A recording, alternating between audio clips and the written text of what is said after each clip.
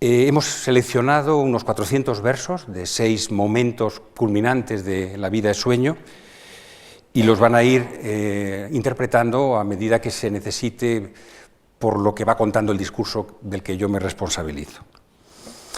Y como he dado la primacía a Calderón y voy a ser consecuente desde el primer momento, va a empezar a hablar Calderón. Vamos a empezar por el principio, la vida de sueño. Vamos a empezar por los 22 primeros versos, unos versos fundamentales, unos versos por los que se podría explicar completamente la vida de sueño. Están puestos en boca de Rosaura. Les recuerdo el cuadro, la escena en la que estos versos se dicen. A pesar de que parece que es un hombre, va vestida de hombre, deja claro enseguida que es una mujer, por su voz, y porque se refiere a sí misma, en ese enfado que se ha apoderado de ella, habla de ciega y desesperada. Por sus movimientos y palabras nos damos cuenta de que le ha arrojado su caballo y le ha dejado perdida en el monte cuando está oscureciendo. Esto lo dice en términos, desde luego, nada ordinarios, no fáciles de entender a la primera, ni por el público de entonces, y el público de entonces asistía al corral donde se estrenó La vida es sueño. Este sería un dibujo que obedecería al Corral del Príncipe, situado en lo que hoy es la Plaza Santana, lo que hoy es el Español. Ahí estaría el Príncipe, esto es lo que vería, y concretamente la escenografía de esta escena inicial de La vida es sueño sería así. Rosaura bajaría por esa escalera, bajaría por lo que todo el mundo conviene, que es el monte donde se ha perdido, y diría los versos que van a oír ustedes en estos momentos. Hipogrifo violento, que corriste parejas con el viento, donde rayo sin llama, pájaro sin matiz, pez sin escama y bruto sin instinto natural, al confuso laberinto de esas desnudas peñas te desbocas, te arrastras y despeñas. Quédate en este monte, donde tengan los brutos su faetonte, que yo, sin más camino que el que me dan las leyes del destino, ciega y desesperada, bajaré la cabeza enmarañada de este monte eminente que arruga el sol el ceño de la frente. Mal, Polonia, recibes a un extranjero, pues con sangre escribes su entrada en tus arenas, y apenas llega cuando llega apenas. Bien mi suerte lo dice, mas ¿dónde halló piedad un infelice? ¿Dónde halló piedad un infeliz? Este infeliz con el que cerramos este primer monólogo es el engarce verbal y conceptual con el monólogo que enseguida va a pronunciar Segismundo. Ambos son infelices por razones distintas, ambos van a confluir en ese lugar fabulado de la geografía polaca. Rosaura no es solo infeliz porque se haya caído del caballo en un momento inoportuno y en un lugar inhóspito, sino porque ha sido burlada y abandonada por Astolfo. Astolfo se ha venido a Varsovia, se ha venido a la corte de Polonia para casarse con su prima Estrella y ser nombrado heredero del trono polaco que está en poder de Basilio. Sabremos luego, todo, de momento no sabemos nada, les estoy adelantando cosas que ustedes como lectores y espectadores de La vida de sueño conocen, les estoy recordando todo esto, pero los espectadores de entonces, los espectadores que asistieron a esta escena no sabían nada de esto, van averiguándolo a medida que van oyendo a los personajes.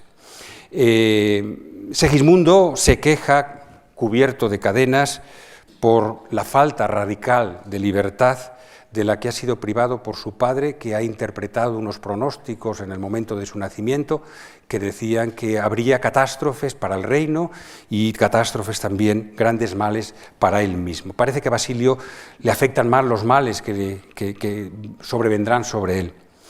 Decide encerrarlo en ese lugar a donde ha llegado por el azar Rosaura. Sus trayectorias se encuentran ahí y a partir de ese momento van a quedar irremisiblemente unidas. oigamos a Segismundo en algunos de los versos más conocidos de La vida es sueño y de toda la historia del teatro español.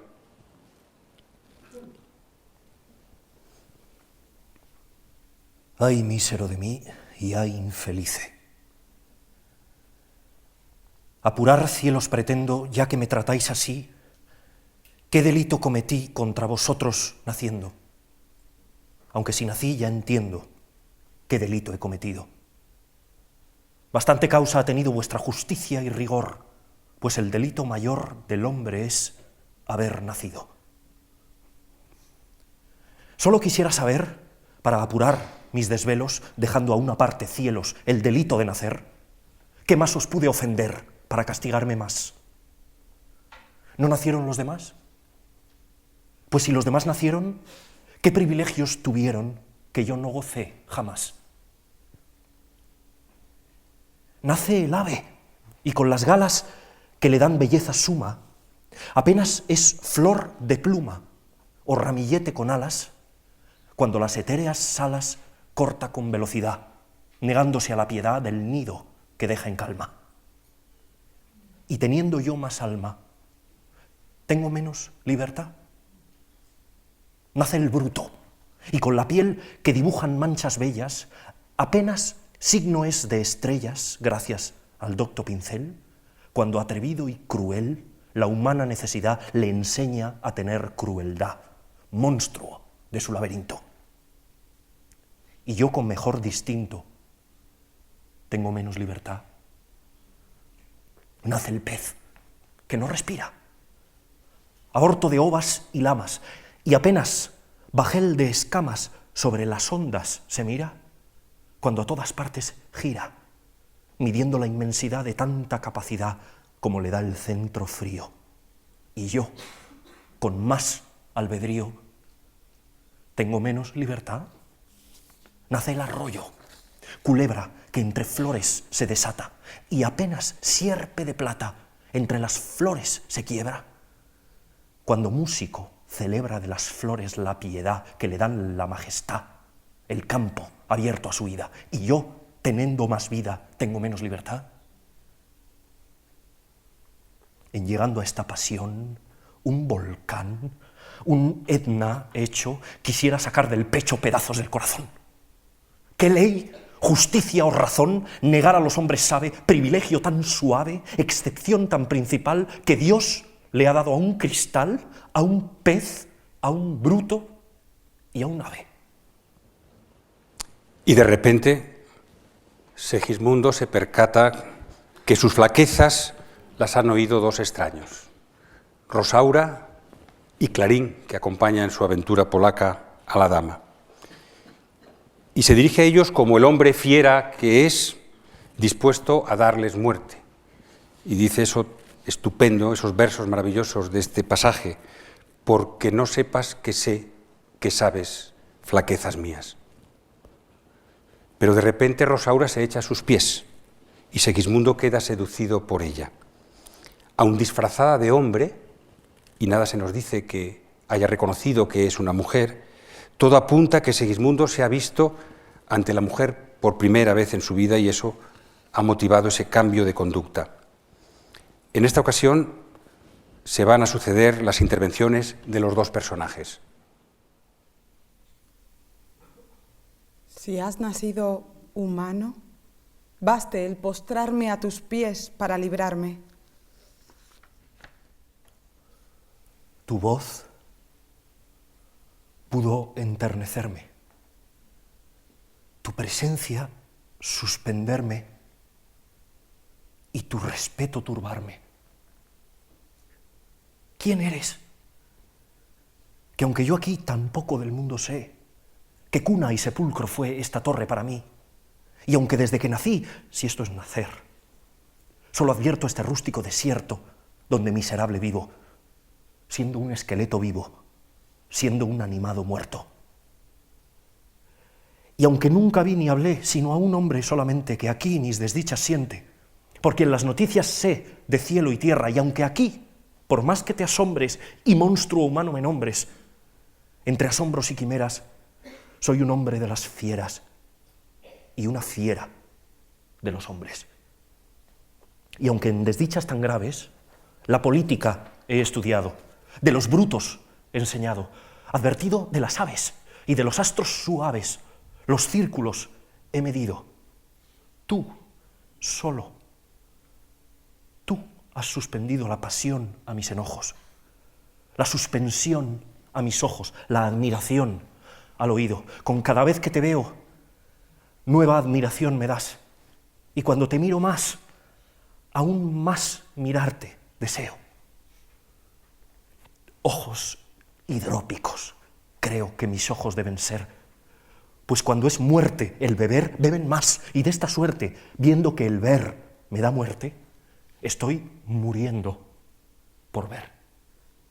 Pero véate yo y muera, que no sé, rendido ya, si el verte muerte me da, el no verte que me diera. Fuera, más que muerte fiera, ira, rabia y dolor fuerte. ¡Fuera muerte! De esta suerte su rigor he ponderado, pues dar vida a un desdichado es dar a un dichoso muerte. Con asombro de mirarte, con admiración de oírte, ni sé qué pueda decirte, ni qué pueda preguntarte. Solo diré que a esta parte hoy el cielo me ha guiado para haberme consolado. Si consuelo puede ser del que es desdichado, ver a otro que es más desdichado. Cuentan de un sabio que un día tan pobre y mísero estaba que solo se sustentaba de unas hierbas que comía. ¿Habrá otro? Entre sí decía, más pobre y triste que yo. Y cuando el rostro volvió, halló la respuesta, viendo que iba otro sabio cogiendo las hojas que él arrojó. Quejoso de la fortuna, yo en este mundo vivía, y cuando entre mí decía, ¿habrá otra persona alguna de suerte más importuna? Piadoso, me has respondido, pues volviendo en mi sentido hallo que las penas mías, para hacerlas tú alegrías, las hubieras recogido. Y por si acaso mis penas pueden aliviarte en parte, óyelas atento y toma las que de ellas me sobraren. Yo soy... Rosaura es interrumpida por las voces de Clotaldo, el encargado de la prisión de Segismundo. Está llamando a la guardia y reclamándoles por haber dejado que dos intrusos lleguen a ver a Segismundo. Tanto los versos de Rosaura como los de Segismundo son versos muy conocidos.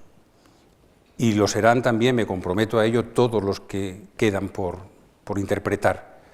Van a irse a casa con todos los versos que esperaban oír oídos. La vida es sueño es la obra de todo nuestro teatro clásico que contiene un mayor número de pasajes conocidos para la gente que tenga un determinado grado de cultura y hace no mucho para todo tipo de gente que tuviera un contacto con la cultura popular. Eran versos que se sabían de memoria. Parlamentos que incluso llegaban a ser considerados como poesías exentas. Pero no solo ciertos pasajes, sino la obra entera viene gozando desde hace décadas de la predilección de los públicos y de las gentes de teatro. Si se hace una encuesta, y yo la he hecho entre directores y actores, se pronunciarán por La vida es sueño. Y así lo dicen los datos contantes y sonantes que podemos ver en los archivos. En esta diapositiva les voy a mostrar los 5 textos del teatro del siglo de oro que más representaciones, del teatro del siglo XVII, es decir, del tiempo de La vida es sueño, que más representaciones tienen registradas en el Centro de Documentación Teatral. Tenemos en quinto lugar El Caballero de Olmedo, al que yo me siento ligado sentimentalmente mucho, 25 espectáculos del 53 al 18, seguro que hay más, pero estos son los que están registrados y esta es la medida común que controla pues, todas las cifras que voy a dar. El Perro del Hortelano estaría en cuarto lugar con 27 espectáculos, en este caso del 62, que es el primero registrado, al 16. El Alcalde de Zalamea, cómo no, con 29 del 39, el primero hasta el 2015. Fuente Ovejuna, con 32 espectáculos del 44 al 2016. Y cómo no, La vida es sueño de Calderón de la Barca, con una cifra bastante marcadamente superior al segundo, 52 del 39 al 17. Pero si creen que el teatro clásico español que podemos ver en los últimos 50 años y ahora son obras de teatro hechas como tales, ¿no?, por Lope, por Calderón, pues estaríamos confundidos. La obra que se lleva la primacía, sin duda, en los espectáculos de clásico de nuestros festivales y de nuestras carteleras es Don Quijote de Cervantes. La fortuna, el destino, hizo que Cervantes, el fracasado en el teatro, el hombre al que le hubiera gustado competir con ventaja con Lope de Vega, a la postre, cuando ya él no cobra derechos de autor, triunfa sobre todos los demás con clarísima diferencia, ¿no? Solo en 2016, el año del centenario, el 2015, perdón, 39 espectáculos basados en el Quijote. Muchos de los grandes de la escena actual, actores y directores, se han medido con esta obra. Aquí tienen un muestreo de 12 espectáculos de los últimos 20 años, grandes espectáculos, excelentes espectáculos. La Compañía Nacional ha llevado hasta en 3 ocasiones, en los montajes de Ariel García Valdés en el 96, en el 2000 con el año del centenario de Calixto Vieito, y más reciente y muy en la memoria de todos nosotros, en el 2012 se estrena La vida es sueño de Elena Pimenta. Es además la obra que más veces ha sido editada, tanto en ediciones críticas, ediciones cuidadas, como en ediciones populares. También es el que alcanza el mayor número de estudios, asociando puesta en escena y estudios.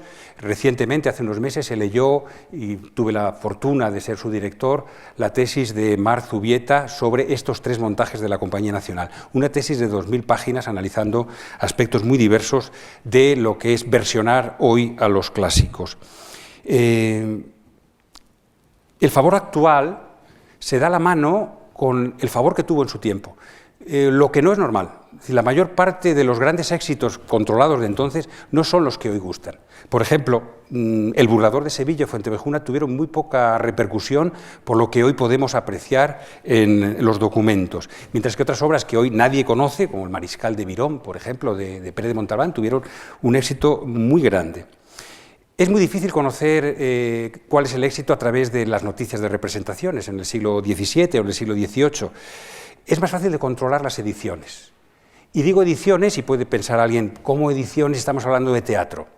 Este teatro no solo se vio en espectáculos, en los tablados, en los corrales de comedias o en los palacios, sino que provocó también una aceptación enorme como producto leído, hasta el punto de que compitió con la novela, compitió con la poesía, incluso en ventaja. A juzgar por el volumen de ediciones de obras, por ejemplo, de La vida es sueño, podemos pensar que el teatro se leyó más que los géneros específicamente escritos para ser leídos. La vida es sueño es, de todas las obras que conocemos, la que más ediciones tienen. Aquí les he puesto, por abrumarles un poco, 40 y tantas ediciones de los siglos XVII y XVIII. Hay más, hay hasta 55, pero no queda ahí la cosa. Las 55, analizadas, estudiadas como se estudia en la filología, con la crítica textual, dan pie para montar un estema, para montar un árbol genealógico que permite saber qué es lo que más cerca, qué lecturas son las que están más cerca de la voluntad que tuvo Calderón. Y a la vez también podemos saber cómo se relacionaron todas esas ediciones. A partir de ello, y mediante una fórmula, podemos llegar a pensar que hubo por lo menos 220 ediciones, es decir, 55 conservadas, pero el resto perdidas, porque muchas de esas ediciones son en realidad pliegos sueltos, son hojas volanderas, son pequeños cuadernillos que fácilmente desaparecen, mucho más fáciles de desaparecer que los libros, ¿no? Pero la historia de Segismundo no solo gozó de los favores del público, también causó honda impresión en los colegas, en los artistas contemporáneos, a pesar de las celotipias que siempre existen entre ellos, ¿no? A juzgar por las huellas que conservamos en sus textos, podemos decirlo así. Y nada más y nada menos que Lope de Vega también fue de los afectados por La vida es sueño. Y nada más y nada menos que en el castigo de Sin Venganza deja clara huella de que la vida es sueño le había llegado dentro. No solo para citarla dentro de la obra, sino también para escribir una obra que pudiera competir con ese joven Calderón, que estaba ganando el mercado que él tenía conquistado en la corte y en los corrales, es decir, en los teatros comerciales. Pero es que además de gustarle al público y a los colegas, todo apunta a que también le gustaba mucho a Calderón, que era la niña de sus ojos, a pesar de ser autor de 200 obras conservadas. Pocas veces se habla de la fecundidad de Calderón. Ha quedado siempre como ensombrecido por Lope, ¿no? Eclipsado por ese monstruo de naturaleza, como decía Cervantes. Pero conservamos más de 200 obras de Calderón, 120 y tantas comedias y 80 y tantos autos sacramentales. Deducimos la predilección que siente por esta obra por las veces que los pasajes de La vida sueño hacen eco o encuentran eco en otras obras posteriores. Podríamos decir incluso que el teatro de Calderón demuestra un despliegue de Segismundos en otras obras, como que ese personaje estuviera siempre latiendo en otros momentos de su producción. Pero además lo vemos materialmente muy claro cuando vemos que es la obra que elige para ocupar el primer puesto de todo su legado. La obra de Calderón la conocemos a través de estas 9, lo fundamental, el cuerpo fundamental, a través de esos 9 volúmenes, estas 9 partes, como se decía en la época, con 12 comedias cada una de ellas. Cuenten todo lo que hay ahí, solo con estas que están aquí y otras que se han publicado por otros cauces. En la primera parte es La vida es sueño. Pero la obra no se había escrito en 1635, como siempre se dice, ¿no? Casi todas las enciclopedias, incluso las ediciones de La vida es sueño, insisten en decir que la obra es de 1635, es decir, del año antes de 1636, que es cuando aparece por primera vez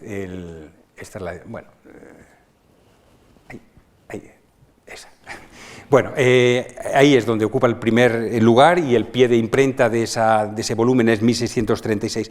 En esta adjudicación de la obra 1635, sin duda ha pesado la necesidad que han tenido los estudiosos de darle más tiempo a Calderón para ser un genio. Si la obra está ya en 1636, dejemos que la escriba en 1635. Calderón había nacido en 1600. Pero no, Calderón tenía 28 o 29 años, era un veinteañero todavía cuando escribe La vida es sueño. Se puede ser joven y genial, a menudo ocurre además, porque entre las ventajas que tiene la juventud, que algunos disfrutáis y otros pues sabemos cuáles son y las echamos en falta, también está la genialidad. Concretamente, aunque Calderón tenía 81 años cuando todavía escribía un auto sacramental para el Ayuntamiento de Madrid, para celebrar el Corpus del año 1681, había escrito ya en los años 20 y en los años 30 lo más conocido y lo más celebrado de su trayectoria. Calderón había escrito, antes de cumplir 30 años, La devoción de la cruz, La cisma de Inglaterra, Casa con dos puertas, El médico de su honra, La dama duende, La vida es sueño, El príncipe constante, que a los españoles no nos dice mucho, pero les dijo muchísimo a los alemanes, a los polacos. Goethe decía que se podía perder toda la poesía occidental y se podría recuperar a partir del príncipe constante de Calderón.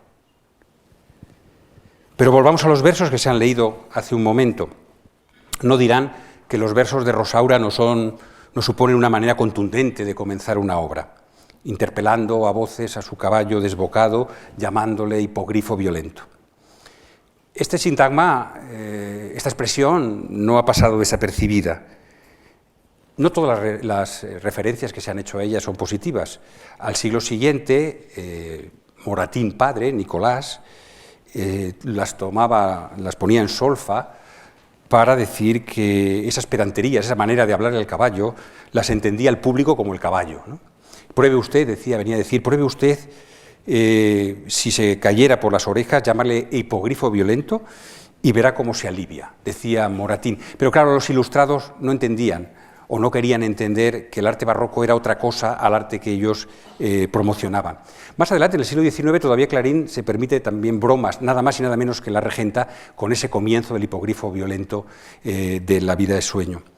Pero pasaron los tiempos, pasó el siglo XVIII y el XIX, en el que Calderón, Góngora, los barrocos, no tuvieron muy buena acogida, y los intelectuales, los artistas, el público en general, se reconcilió con los barrocos. Y ahí tenemos a Ramón J. Sender rindiendo un homenaje maravilloso a este comienzo de La vida es sueño, titulando una de sus novelas Hipogrifo violento, la segunda novela de su enealogía autobiográfica Crónica del Alba. El de La vida es sueño es un comienzo efectivo, por algo más que por las palabras, ¿no? Quienes han visto mucho teatro clásico seguro que se han percatado de que los comienzos de las obras son trepidantes, de que es muy normal que arranquen así, de una manera violenta, con palabras altisonantes. Dramaturgos tan geniales como Calderón sabían muy bien que empezar así podía enganchar rápidamente al público. Un público alborotador, sabemos por testimonios de la época, que no iba con este respeto que se va hoy a nuestros teatros, sino que iba en plan de fiesta. Y un teatro, además, que no contaba, como han podido ver en las imágenes de los tablados, no contaba con telón de embocadura ni con cortinas, es decir, con algo, con un signo para marcar el comienzo de un espectáculo. Tenía que ser a base de llamar la atención. ¿Cómo no iba a llamar la atención esas voces? ¿Cómo no iban a llamar la atención también la evidencia de que estaba ocurriendo un accidente? Alguien se estaba cayendo del caballo. Esto es muy socorrido, les voy a contar algo de Calderón.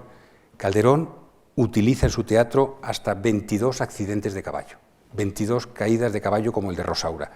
Y otro detalle muy interesante, 13 de esas 22 caídas están al principio. ¿Por qué poner esas caídas en el arranque de las obras? Por estrategia comunicativa, por lo que decimos, ¿no? Por atraer la atención con algo llamativo. También por su rendimiento dramático cara a algo tan importante como justificar el encuentro entre Rosaura y Segismundo. Ambos vienen de mundos muy distintos. ¿Cómo explicar que se encuentran en ese punto? Una fortuita caída del caballo. Y sin dejar las funciones dramáticas, pero tocando ya aspectos semánticos, hay que considerar el carácter predictivo que tienen las caídas de caballo. Aquí no lo dice explícitamente, pero en otras obras Calderón ya considera que es un mal augurio que se haya caído del caballo el personaje. Piensen, por ejemplo, en El médico de su honra, cuando cae don Enrique, ¿no? y don Pedro, su hermano, considera que aquello empieza mal, que aquello va a ir mal. Y no solo anuncia males en el futuro, sino que estos males tienen que ver con el descontrol. Está estudiado, las caídas de caballo en el siglo de oro, y especialmente las de Calderón, tienen que ver con el descontrol de las pasiones. Es decir, esa caída está anunciando ya lo que vamos a ver en la obra. Hay aforismos, hay refranes en la época que hablan de esto. Concretamente, citaré a Gracián, habría más citas posibles, ¿no? El aforismo 207 de su Oráculo Manual y Arte de Prudencia dice: mucha reflexión es menester para que no se desboque una pasión, y gran cuerdo el que a caballo lo es. Mutas mutandis, nuestros antepasados consideraban que el hombre a caballo tenía el mismo cambio de personalidad que el hombre al volante hoy, ¿no? Todos sabemos que al caballo o al volante, nosotros sabemos que al volante aflora el lado irracional, incontrolado del hombre. Como decíamos, cuando Calderón escribió esos versos, y el resto de La vida es sueño, era joven, aunque con 28 años era menos joven que ahora. Y como joven y genial, y por lo tanto se lo creía, pocos son los genios que no saben que son genios, tenía el arrojo y el atrevimiento suficiente para enfrentarse a los autores consagrados, a los padres del arte que él cultivaba. Él, Calderón, cuyo enfrentamiento con su padre biológico ha sido considerado como un factor fundamental en su producción, ¿no? Que estaría reflejándose en muchas obras, y concretamente estaría reflejándose en La vida es sueño, el enfrentamiento entre Basilio, el rey, y Segismundo, condenado a estar en prisión, ¿no? Pues bien, si Segismundo se enfrenta a Basilio, Calderón, en este arranque de La vida es sueño, estaría dando cauce a un enfrentamiento al padre artístico, que evidentemente no es otro en ese momento que el gran Lope de Vega. responsable de que 40 años antes se asentaran esa fórmula que se llama comedia nueva y que el propio Lope explica en el arte nuevo de hacer comedias, y que Calderón sigue, ¿no?, en sus grandes rasgos. Hay que decir ya que La vida sueño es un producto normal, un producto en sus características fundamentales, normal de lo que es la serie de obras de teatro que están escribiendo los dramaturgos desde que Lope fundamentalmente consagrara esa fórmula, ¿no? Mezcla lo cómico y lo serio, las reflexiones más profundas sobre el hombre, sobre la libertad, sobre el poder, con la acción, como estamos viendo en La vida sueño. Tiene 3 jornadas, 3 actos, varios cuadros, varias secciones por jornada, es polimétrica, utiliza distintos tipos de metro, depende el tono que tenga cada una de las escenas. Incluso es tan fiel a lo que Lope dice en el arte nuevo, que dicen décimas las quejas de Segismundo en los distintos momentos en que se queja. Eso es lo que recomendaba Lope de Vega, y desde luego Calderón consigue las décimas más famosas para quejas de todo el teatro español. Ay mísero de mí, ay infelice, apurar celos pretendo, es el comienzo de una de esas tiradas. Es más, La vida sueño es una obra de corral de comedias, es una obra como dedicada a un espacio como el Príncipe que veíamos, ¿no? No es de palacio, no es para selectos, no es para un público selecto, es para el público en general, y veremos luego lo que eso puede significar, ¿no? Pero Calderón, 30 años más joven que Lope, 38 años más joven que Lope, propone una evolución particular a esa fórmula, y entra en competencia con el Fénix, entra en competencia con Lope, y esto se nota en las obras, ¿no? Esa tensión contra el padre artístico se nota. Y en algunos momentos se hace especialmente explícito el enfrentamiento. Sugiero que volvamos sobre la palabra hipogrifo. El hipogrifo es un animal fabulado, es un animal inventado, es un monstruo, un ser asombroso, un ser extraordinario, que es algo que interesa mucho, como vamos a insistir luego, en La vida sueño. Es un híbrido entre caballo, hipo, y grifo, que es a la vez un híbrido entre águila y león. El hipogrifo es un invento de un italiano, de Ludovico Ariosto, que lo utiliza en el Orlando Furioso con tanto éxito que va a estar en la literatura europea y va a llegar a España. Está en el Quijote, está en otras obras. Calderón lo utiliza mucho, es decir, los contemporáneos podían saber lo que era un hipogrifo. Y hoy también nuestros contemporáneos también saben lo que es un hipogrifo. Este es un hipogrifo de Internet, no he encontrado otro artísticamente más logrado. Este es un fotograma de Harry Potter. El hipogrifo hoy es un animal familiar gracias a Harry Potter. Para los contemporáneos a Calderón lo era por la insistencia que los escritores daban en hablar del hipogrifo como caballo. Era una especie, a mis alumnos yo les explico, que era como ofrecer un caballo tuneado, perdonen el término, que no está en el diccionario de la Academia Española, pero todos lo usamos y todos sabemos de qué va. Es como un caballo al que se le quiere imputar velocidad y capacidad de desbocarse. Muchas veces cuando el caballo se desboca se le llama hipogrifo en la literatura del momento. Pero nombrarlo al principio de la obra, en la que tanta intención puso Calderón, decimos que es su preferida, puede no ser inocente.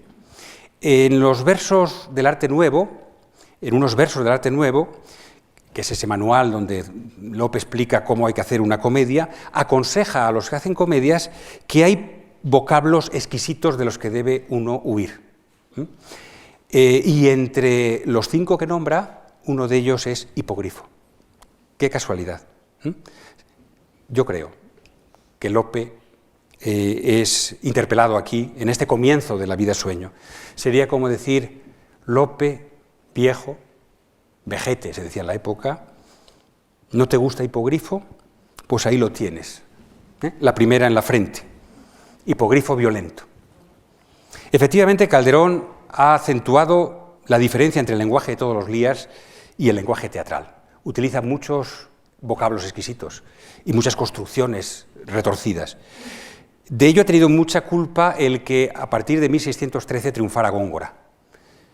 y el teatro se gongorizó, el teatro se vio contaminado o contagiado por esa utilización de un lenguaje culto, de un lenguaje con imágenes llamativas, con retorcimientos sintácticos. Me interesa insistir ahora en algo que acabo de apuntar, que estamos ante una obra escrita por Calderón no para Palacio, no para círculos de cultos, sino para que fuera vista en corral de comedia, es decir, para todo tipo de público, lo que incluye artesanos, lo que incluye vendedoras sin letras, que al tiempo que los intelectuales, que al tiempo que los nobles, que al tiempo que la gente más o menos formada, ocupaban los distintos espacios en los locales comerciales, en los corrales o patios de comedias. Oír comedias como La vida es sueño es la diversión preferida por todo tipo de gentes. Los tatarabuelos, quiero decir con esto, los tatarabuelos de los que ahora consumen Sálvame Deluxe, por citar algo de lo que se considera como telebasura, perdían el alma por ver comedias en verso con palabras exquisitas. ¿Las entendían? Esta es la pregunta del millón, y para su respuesta podemos recurrir al propio Lope, que en el arte nuevo de hacer comedias valora el uso del lenguaje complicado, recomienda como recurso comercial que se utilice un lenguaje complicado. Concretamente dice, siempre el hablar equívoco ha tenido gran lugar en el vulgo, ¿no?, entre los cultos, porque piensa que él solo entiende lo que el otro dice. Es decir, esa competencia también en la recepción del teatro es un gancho para el público. ¿Cómo conocía Lope al ser humano? A todos nos ha pasado, yo creo, cuando hemos visto películas que creíamos entender mejor que el que nos acompañaba. Aquellos antepasados nuestros les chiflaban los juegos de ingenio, los conceptos, como se decía en la época, los acertijos, y lo que no entendían, como dice Francisco Rico, los enriquecía, les hacía subir más, y eso era muy atractivo. Bien, hay expresiones difíciles de entender en el primer monólogo de Rosaura, los hay en el de Segismundo también. Todavía los filólogos discuten cómo hay que interpretar algunos de los versos, pero lo que queda claro de ambas criaturas es que una está quejándose por algo muy concreto y que Segismundo, la segunda criatura, está utilizando sus décimas para, una y otra vez, insistiendo en lo fundamental, tengo menos libertad, ¿no?, para quejarse de su falta de libertad. Los espectadores no iban al teatro a oír parlamentos como los de la calle, ¿no?, ni a presenciar cuadros que trataran de la vida real, sino algo que tuviera que ver con la vida pero superándola. Lo extraordinario, lo prodigioso, lo asombroso, lo enigmático, lo monstruoso, es lo que quieren presenciar. Lo descaradamente teatral es característica del barroco en general y de Calderón, que da aún una vuelta de tuerca más a estos aspectos sobre la que supone, por ejemplo, Lope de Vega. Quieren ver teatro, quieren ver el gran teatro de Segismundo. Decir hipogrifo es una buena forma de empezar La vida sueño, no solo porque con esa palabra se puede mostrar rebeldía contra Lope, sino porque la mención del monstruo, por eso decía que ahí está contenido mucho de lo que es La vida sueño, la mención del monstruo, que es el hipogrifo, está avanzando un rasgo principal de la obra. Es como un emblema de La vida sueño, el hipogrifo. Una obra donde lo admirable, lo prodigioso, lo extraordinario, lo monstruoso es lo que importa. Y lo son monstruos los personajes principales, y lo es la propia acción dramática. Segismundo y Rosaura son monstruos, lo dicen ellos, ¿no? Porque más te asombres y monstruo humano me nombres, entre asombros y quimeras, soy un hombre de las fieras y una fiera de los hombres, hemos oído. Y un poco más adelante oiremos a Carina, oiremos a Rosaura, que dice, la tercera es hoy, la tercera vez que encuentro a Segismundo, que siendo monstruo de una especie y otra, entre galas de mujer, armas de varón me adornan. Lo veremos luego, lo oiremos luego. La acción dramática también ofrece visos de hibridez, de monstruosidad, de combinación de distintos y hasta opuestos tipos de obras. Esto escandalizaba a los partidarios de las poéticas clasicistas. Hay tragedia en La vida sueño, hay comedia histórica, hay comedia de magia, hay comedia de enredo palatino, hay entremés incluso. Tragedia, clarísimamente. La vida sueño tiene todos los ingredientes de la tragedia. Para empezar, Segismundo es Edipo. Es como Edipo Son hombres marcados por pronósticos adversos que se activan precisamente cuando se intentan evitar. Todo apunta a que la vida es sueño va a terminar cumpliéndose todos los pronósticos nefastos que ha entendido que existían en el nacimiento Basilio. Solo los últimos versos y la decisión que toma Segismundo hacen que esto dé un quiebro y en lugar de acabar en tragedia, acaba en drama porque tiene un final feliz. Es decir, Segismundo perdona a su padre después de haberlo vencido, como recordarán. Es clara también su condición de comedia palatina seria, que es un género muy habitual en la época, constituido con dos ingredientes fundamentales, que son el amor y el enredo. Y a veces la vida suyo tiene enredo de vodevil. No sé si recuerdan en la jornada segunda ese juego con el retrato que tiene Rosaura para intentar poner en evidencia a su amante Astolfo frente a su nueva amante o a su nueva prometida Estrella. Ese juego con el retrato es propio de las comedias de enredo de toda la vida. Y parece que es una ruptura en ese tono trágico que tiene normalmente la vida sueño. Bueno, y puestos a apreciar rupturas de tono, ¿qué decir de las intervenciones del gracioso Clarín? Clarín, que ha acompañado a Rosaura, es su criado, que ha viajado con ella, que se ha caído también del caballo con ella. Nada más decir los versos que acabamos de oír a Rosaura al principio, llena de enfado y de preocupación, aparece Clarín para hacer chistes. Y con chistes va a ir jalonando toda la obra, hasta que acabe con él una bala perdida, cuando se esconde para huir de la muerte, precisamente en el enfrentamiento entre las tropas del rebelde Segismundo y de los leales a Basilio, ¿no? Y dice eso de que no hay lugar para la muerte secreto. Y un poco más adelante dice, mirad que vais a morir si está de Dios que muráis. Palabras que oye y hace suyas el rey Basilio. El rey Basilio haciendo suyas las palabras del personaje más bajo de los que transitan por la obra. Es monstruoso para la estética clasicista, ¿no? Esta ruptura de barreras sociales y de barreras estéticas. La tragedia, dicen los clasicistas, solo debe tratar de asuntos graves y lo deben protagonizar personajes elevados. Por cierto, les voy a contar una maldad de la vida sueño que lleva tiempo dándome vueltas en la cabeza y que nunca he contado con tanto público, ni he visto que en los trabajos sobre la vida sueño se consigne, ¿no?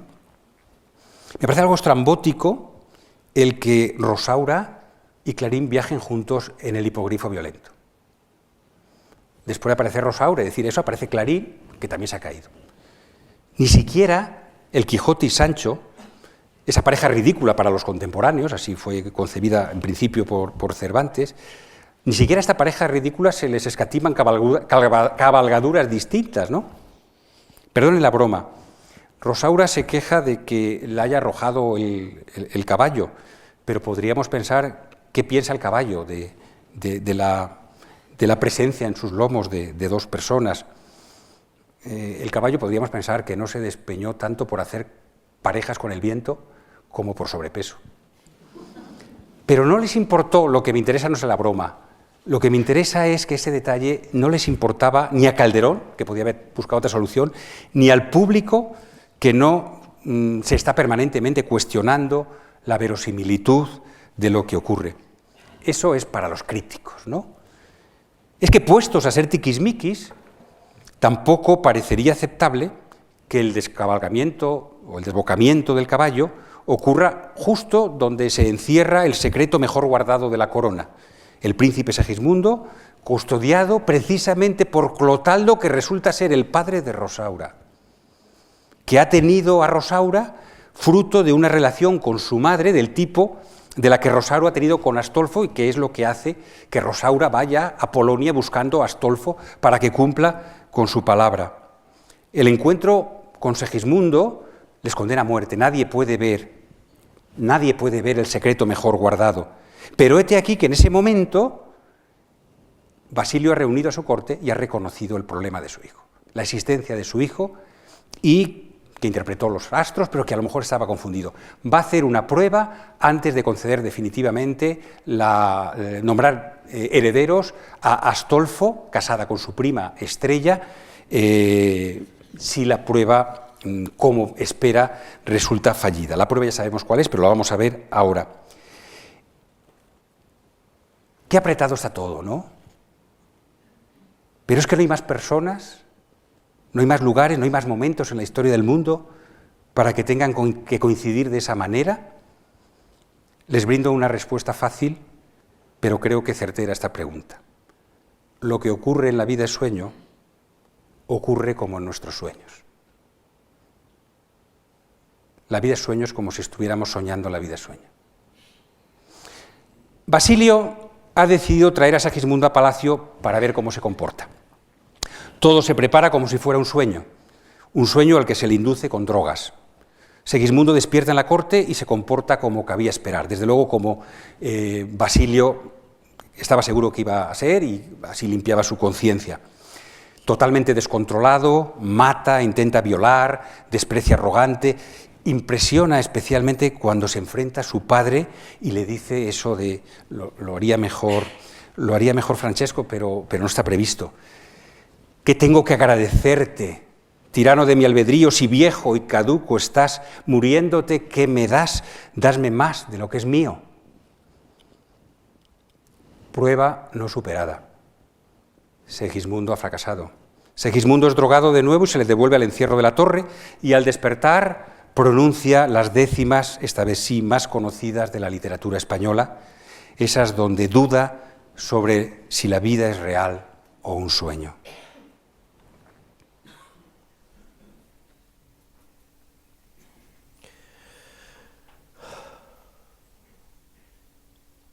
Es verdad. Pues reprimamos esta fiera condición, esta furia, esta ambición, por si alguna vez soñamos. Y sí haremos, pues estamos en mundo tan singular que el vivir solo es soñar. Y la experiencia me enseña que el hombre que vive sueña lo que es hasta despertar. Sueña el rey que es rey y vive con este engaño mandando, disponiendo y gobernando. Y este aplauso que recibe prestado, en el viento escribe y en cenizas le convierte la muerte, desdicha fuerte. Que hay quien intente reinar viendo que ha de despertar en el sueño de la muerte. Sueña el rico en su riqueza, que más cuidados le ofrece. Sueña el pobre que padece su miseria y su pobreza. Sueña el que a medrar empieza. Sueña el que afana y pretende. Sueña el que agravia y ofende. Y en el mundo, en conclusión, todos sueñan lo que son, aunque ninguno lo entiende. Yo sueño que estoy aquí, de estas prisiones cargado. Y soñé que en otro estado más lisonjero me vi. ¿Qué es la vida? Un frenesí. ¿Qué es la vida? Una ilusión, una sombra, una ficción. Y el mayor bien es pequeño, que toda la vida es sueño. Y los sueños son. Ese tercer monólogo de Segismundo es el que mejor expresa la idea que da título a la obra, que la vida es sueño. La idea no es original de Calderón, como bien saben. Se han propuesto muchos precedentes y antecedentes. Hay una monografía de hace muchos años del padre Olmedo en que trata todas esas fuentes previas, ¿no? Viene de muy lejos. Recuerden la caverna de Platón. El mes pasado se celebraba en Nueva Delhi un seminario sobre las fuentes indias, las raíces indias de la vida sueño. Según la propuesta del seminario, encontrarían en el concepto sánscrito del maya, es decir, la ilusión, que es uno de los pilares del budismo y del hinduismo, encontrarían una fuente lejana de la vida sueño, que habría llegado a Europa y a España concretamente a través de relatos. El Barlaán y Josafat, una obra muy difundida, y precisamente Lope tiene una comedia titulada así, trata sobre esta historia, conservada en un autógrafo que se ha descubierto hace poco en una biblioteca de Ginebra. El sueño es una de las metáforas más recurrentes para explicar la concepción del mundo y del hombre barroco. La otra es el teatro. La vida es el teatro, el mundo es el teatro, el gran teatro del mundo. Por eso he querido juntar ambas imágenes en el título de mi conferencia, el gran teatro de Segismundo. Tampoco es un invento de Calderón.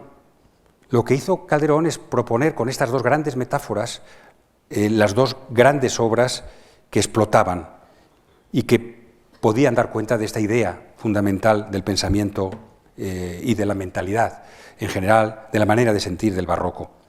El teatro y el sueño son imágenes encargadas de expresar conceptos sustanciales de esta forma de entender la realidad, como son el engaño a los sentidos, la inestabilidad, la variabilidad. Motiva esta mentalidad del hombre barroco la conciencia de crisis, provocada a la vez por las adversas condiciones políticas, económicas, sociales. Y hay razones científicas también para que el hombre barroco piense así o esté así.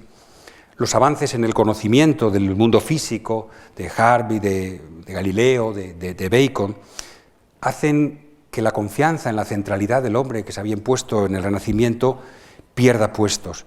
El hombre barroco pierde fe en el orden y en la razón y se impone la naturaleza como algo inabarcable, como algo imprevisible. El hombre duda y todo pasa a ser ilusorio, aparente.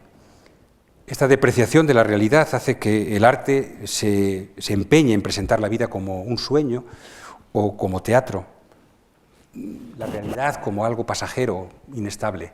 Aquí tenemos un cuadro muy conocido de Pereda, ¿no? El sueño del caballero. También esta duda entre lo ilusorio y lo real preocupa a los pensadores. Subyace en el discurso del método de Descartes, publicado 10 años después de La vida sueño, publicado en 1637, y que de alguna manera, como todos sabemos, sienta las bases de la filosofía moderna. Por el camino de la duda metódica se llega al solipsismo. Cada individuo solo puede estar seguro de que existe en la medida de que puede dudar de su existencia. El sueño tiene un papel destacado en estas reflexiones, como puede verse en este párrafo, ¿no? Considerando que todos los pensamientos que nos vienen estando despiertos pueden también ocurrírsenos durante el sueño, sin que ninguno entonces sea verdadero, resolví fingir que todas las cosas que hasta entonces habían entrado en mi espíritu no eran más verdaderas que las ilusiones de mis sueños. No por halagar al director de la Fundación, Juan March, sino porque creo que de verdad viene a cuento. Quiero traer a colación la idea de Javier Gomá en Cervantes, la imagen de su vida, ¿no? España ha tratado de explicar el mundo no a través de sistemas filosóficos o científicos, sino a través de la literatura. Es posible que España no haya hecho ninguna aportación científica como tal del calado de otras naciones, pero ha privilegiado la literatura que hace pensar. Y a lo mejor esta es la manera más eficaz y profunda de encontrarnos con el corazón humano. Quizá es una fórmula más eficaz, como he dicho, que la que tiene la ciencia, válida para explicar la naturaleza, pero no tan fácil de acceder al interior del hombre. España estaría a la vanguardia de la literatura que hace pensar. Y entre sus principales activos está, por supuesto, el Quijote, a propósito de lo cual dice esto muy bien, a mi parecer, Javier Gomá, pero también Segismundo. Pero volvamos a él y a su historia en la que van a seguir pasando cosas, muchas cosas, y se van a seguir haciendo reflexiones, muchas reflexiones, y no superficiales. Es asombrosa la manera de asociar pensamiento y acción en La vida sueño. Algunos defensores del teatro español, que sienten que Calderón no ocupa los puestos de primacía que le corresponderían al lado, por lo menos al lado de Shakespeare, cosa que tenía muy claro Goethe, ¿no? Goethe decía que eso sobre el príncipe constante, pero es que decía que en otro momento que Shakespeare y Calderón eran iguales en lo teatral, pero con la diferencia de que Calderón era más inteligente. Hay estudiosos, decía, que han querido contraponer Segismundo a Hamlet, o Hamlet a Segismundo. Bueno, Turgeniev lo comparó con el Quijote, para dar ventaja al Quijote. En este caso se da ventaja a Segismundo, se da la primacía a Segismundo por la capacidad de actuar y de pensar frente a la inacción que vemos en Hamlet. Bien, estos ejercicios analógicos están condenados a la melancolía y no voy a seguir por ahí, pero sí, ya que ha venido a propósito, es evidente que España no pudo colocar sus peones literarios cuando se constituyó el canon de la literatura universal, en el siglo XVIII fundamentalmente, o a partir del siglo XVIII, España no contaba nada, lo había contado en el XVII, en el XVI, y ahora es muy difícil coger ese tren, ¿no? Ahora es muy difícil que a Calderón se le programen en los teatros del extranjero o aparezca en los manuales de literatura universal en la igualdad de otros que estarían posiblemente a la altura en términos objetivos. Al comenzar la tercera jornada, estamos llegando al final, el pueblo sabe ya de la existencia del heredero legítimo y se levanta en armas para liberarlo. Segismundo se pone al frente de los sublevados y a su lado acude rauda Rosaura. Los intereses de Rosaura confluyen con los de Segismundo. Si Segismundo necesita el triunfo sobre las tropas fieles al rey Basilio para evitar que Astolfo sea el heredero de Polonia, Rosaura lograría que éste no se casase con Estrella y cumpliese su palabra de matrimonio con ella. La dama en esta ocasión viste de mujer, pero con armas de varón, comienza explicando que es la tercera vez que se ven en distintas apariencias, con distintas apariencias en distintas situaciones. Les dejo con su diálogo, o mejor dicho, con su sucesión de monólogos. 3 veces son las que ya me admiras, 3 las que ignoras quién soy, pues las 3 me has visto en diverso traje y forma. La primera, me creíste mujer, me creíste varón, en la rigurosa prisión donde fue tu vida de mis desdichas lisonja. La segunda, me admiraste mujer, cuando fue la pompa de tu majestad un sueño, una fantasma, una sombra. La tercera es hoy, que siendo monstruo de una especie y otra, entre galas de mujer, armas de varón me adornan.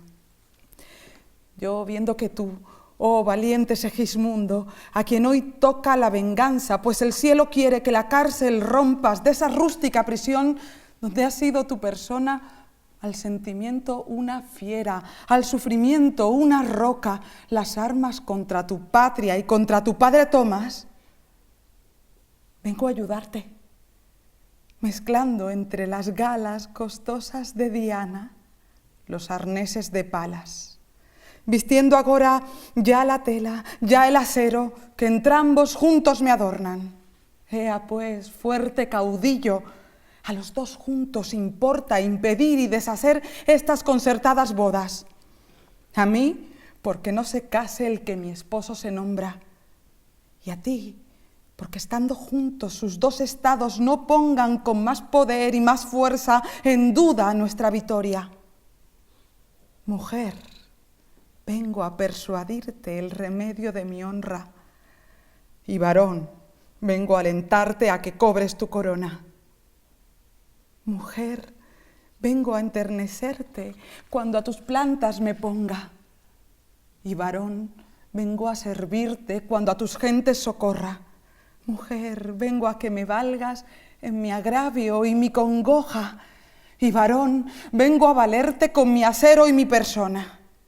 Y así, piensa que si hoy, como a mujer me enamoras, como varón te daré la muerte en defensa honrosa de mi honor, porque he de ser en su conquista amorosa mujer para darte quejas, varón para ganar honras.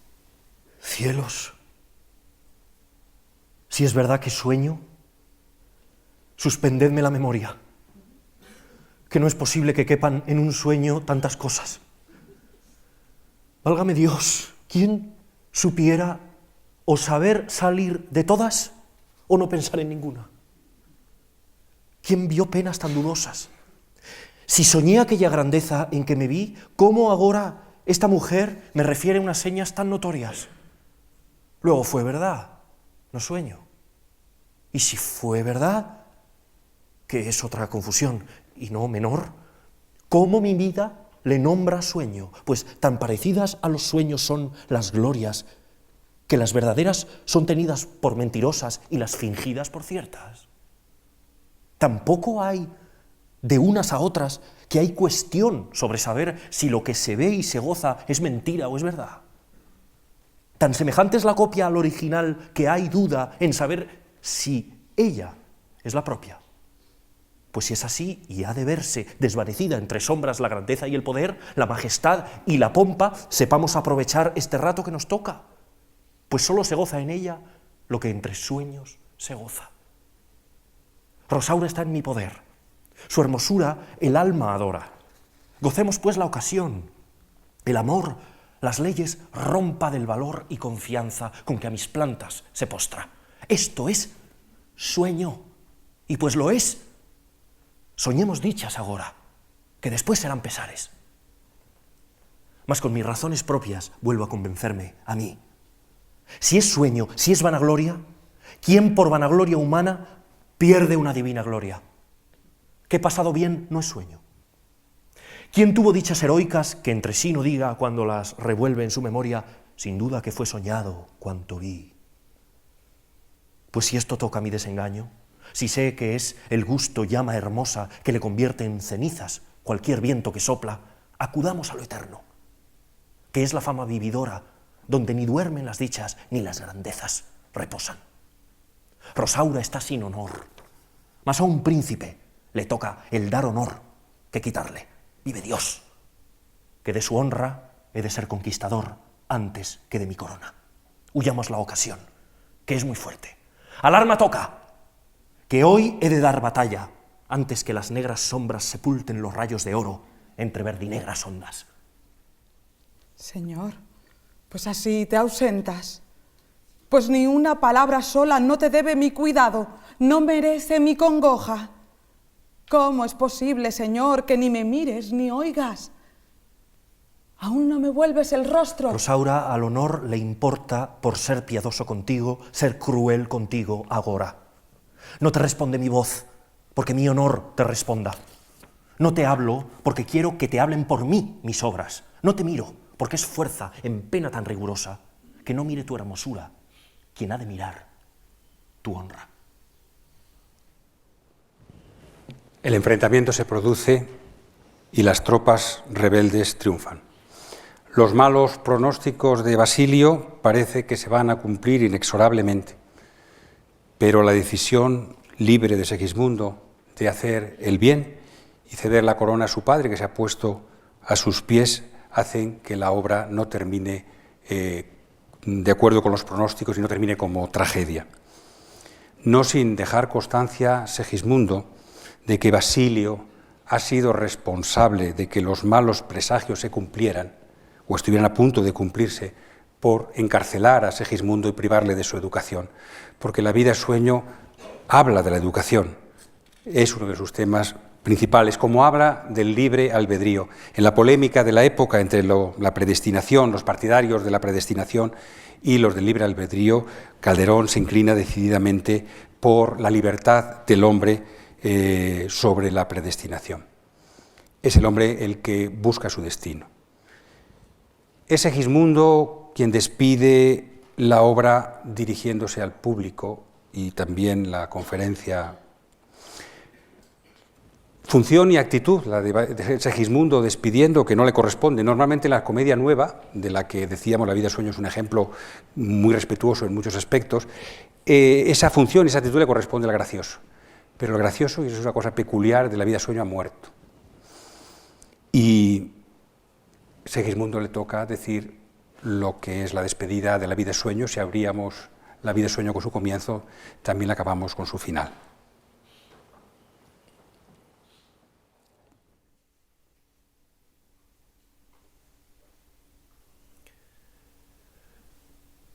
¿Qué os admira? ¿Qué os espanta? Si fue mi maestro un sueño y estoy temiendo en mis ansias que he de despertar y hallarme otra vez en mi cerrada prisión. Y cuando no sea, el soñarlo solo basta. Pues así llegué a saber que toda la dicha humana, en fin, pasa como sueño. Y quiero hoy aprovecharla el tiempo que me durare, pidiendo de nuestras faltas perdón, pues de pechos nobles es tan propio el perdonarlas. La vida sueño acaba como teatro descaradamente teatral. El protagonista de tantos hechos y pensamientos se sale de la acción para dirigirse directamente a los espectadores del corral, para dirigirse directamente a ustedes, y les pide perdón no por las cosas que han podido hacer o decir los personajes, sino los actores. También quiero yo despedirme en mi nombre. Los actores han estado perfectos, no tienen que pedir perdón por nada. Yo me despido pidiendo de sus pechos nobles el perdón por las faltas y también, y sobre todo, insistiendo que efectivamente toda la dicha humana pasa como sueño y que deben aprovecharla el tiempo que durare. Sea real o sea sueño, es lo que hay y es mucho. Muchas gracias.